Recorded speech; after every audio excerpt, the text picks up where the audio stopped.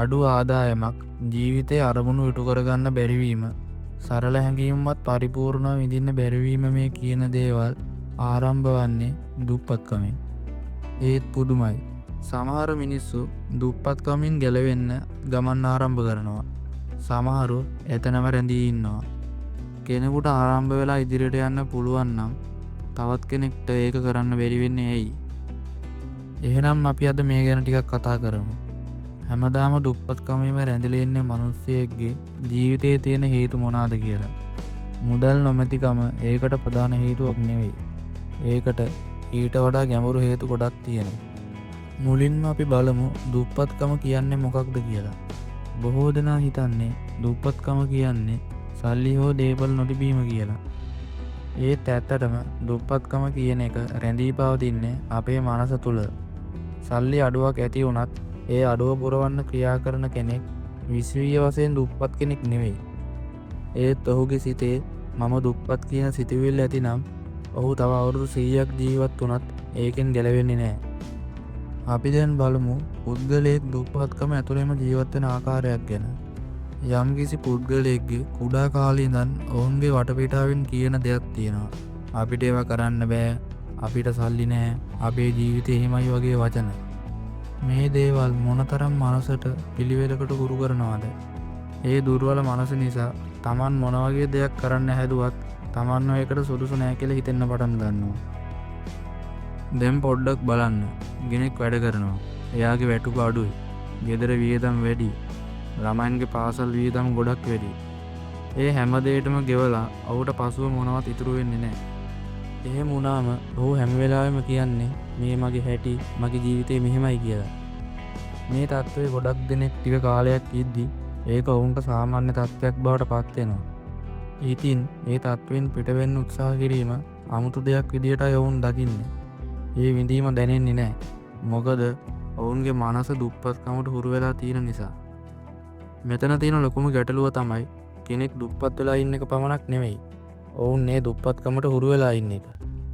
ඒ තත්ත්වය ඔවුන්ට සාමාන්‍ය දෙයක් වගේ. එහෙම වෙද්දී ඔවුන් මේ ඉන්න තත්ත්වයෙන් ගොඩ එන්න ඕන කියන හැඟීමක් හෝ උනන්දුවක් ඇති වෙන්නේ නැහැ.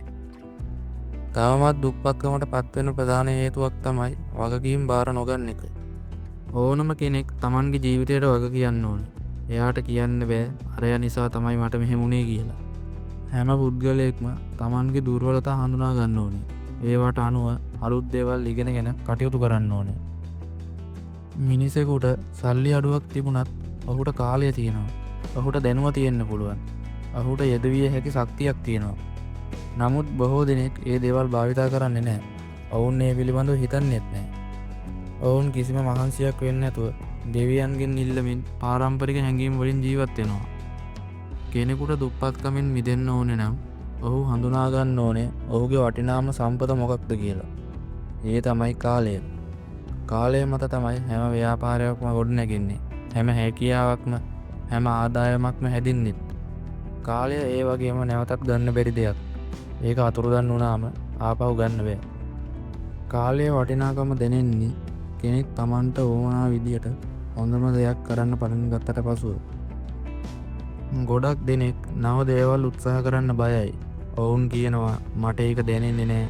ඒක අලුත් දෙයක්, අසාර්ථක වෙයි කියලා. නමුත් මිනිසෙකුට ජීවිතේ ගැඹුරු වෙනස්කමක් කරන්න ඕනේ නම් අලුත් දෙයක් උත්සාහ කරන්න ඕනේ. හැම අලුත් දෙයක්ම බීතියක් අරගෙන එනවා. ඒත් ඒ බීතියට පස්සේ තියෙන්නේ වටිනා අලුත් ආරම්භයක්. කෙටියෙන්ම කියනවා නම් දුප්පත්කම කියන්නේ කෙනෙකුගේ මුදල් තත්ත්වය ගැන නෙවෙයි. ඒ කියන්නේ ඔහුගේ මනස ගැන, ඔහුගේ හැඟීම්, ඔහුගේ විශ්වාස සහ ඔහුගේ හැකියාවන් ගැන.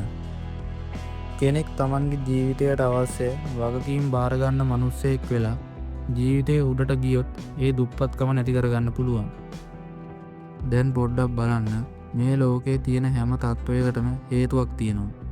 ඒක විනාශයක් වුණත් සාර්ථකත්වයක් වුණත් දුප්පත්කමටත් ඒ වගේම හේතුවක් තියෙනවා.